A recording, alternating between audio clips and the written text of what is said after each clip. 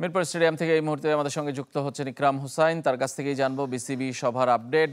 ইকরাম, হঠাৎ করে আজকে তড়িঘড়ি করে কেন এই দুপুরবেলায় সভা এবং কিছুক্ষণ আগে কেন জানানো হলো, মানে কারণটা কি?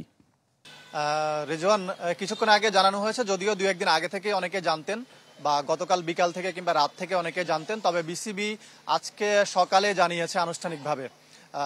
তবে তড়িঘড়ি করে এই সভাটি আয়োজনের বেশ কিছু কারণ আমরা শুনতে পাচ্ছি, যদিও আনুষ্ঠানিকভাবে আসলে কিছুই জানানো হয়নি। এজেন্ডা কি সেটাও কিন্তু পরিচালকদের স্পষ্ট করে জানানো হয়নি। তবে আমরা যতটুকু জানতে পারছি যে বিপিএল দরজায় করা নাড়ছে, কিছুদিনের মধ্যে বিপিএল শুরু হবে। বিপিএল কেন্দ্রিক বেশ কিছু প্রস্তুতি আছে, এখনো অনেক দল কিছুটা এলোমেলো অবস্থায় আছে, যার কারণে সবকিছু নির্ধারিত করে নিয়ে আসা কিংবা বিপিএল প্রস্তুতি কেন্দ্রিকে আসলে সবচেয়ে বেশি আলোচনা হবে। এর সঙ্গে বসুন্ধরা ডায়াপেন্ট এখন আরো উন্নত।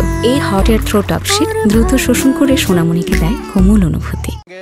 আরো যুক্ত হতে পারে, আপনি জানেন যে চ্যাম্পিয়ন্স ট্রফি হবে ফেব্রুয়ারিতে। চ্যাম্পিয়ন্স ট্রফিতে কারা কারা খেলতে পারেন, সাকিব আল হাসান যেহেতু তার কিছু ব্যাপার আছে, তিনি খেলতে পারবেন কিনা বা তামিম ইকবাল ফিরবেন কিনা, সে ব্যাপারগুলো নিয়ে যেমন আলোচনা হবে, একই সঙ্গে জানুয়ারিতে প্রতি বছরের ক্রিকেটারদের যে কেন্দ্রীয় চুক্তি সেটা নবায়ন হয়, এবং যেহেতু বেশি দিন সময় বাকি নেই, কেন্দ্রীয় চুক্তিতে কারা কারা থাকবেন, কে কোন ক্যাটাগরিতে থাকবেন, সেটাও নিশ্চয়ই আজকে এইখানে একটা সমাধান বা কিংবা সিদ্ধান্ত আসতে পারে। একই সঙ্গে আরও অনেক বিষয় আছে যেগুলি, এর মধ্যে বাংলাদেশ দলের ক্যাপ্টেন্সির ইস্যুটা আছে। টি-20তে লিটন দাস ভালো করছেন, লিটন দাসকে টি-20তে রেখে দেওয়া হবে কিনা, কিংবা নাজমুল হোসেন শান্ত বলেছিলেন তিনি ক্যাপ্টেন্সি করতে চান না, তার পরিপ্রেক্ষিতে আসলে বেশ কিছু আলোচনা হয়েছে। অনেকে বলছিলেন যে নাজমুল শান্তকে রেখে দেওয়া হতে পারে।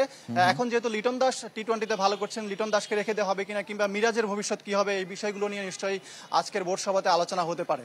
ধন্যবাদ আপনাকে ইকরাম, আমাদের সঙ্গে যোগ দেওয়ার জন্য। মিরপুর স্টেডিয়াম থেকে যোগ দিয়েছিলেন ইকরাম হুসাইন, জানাচ্ছিলেন বিসিবি সভা যেটা কিছুক্ষণের মধ্যেই শুরু হবে তার আপডেট।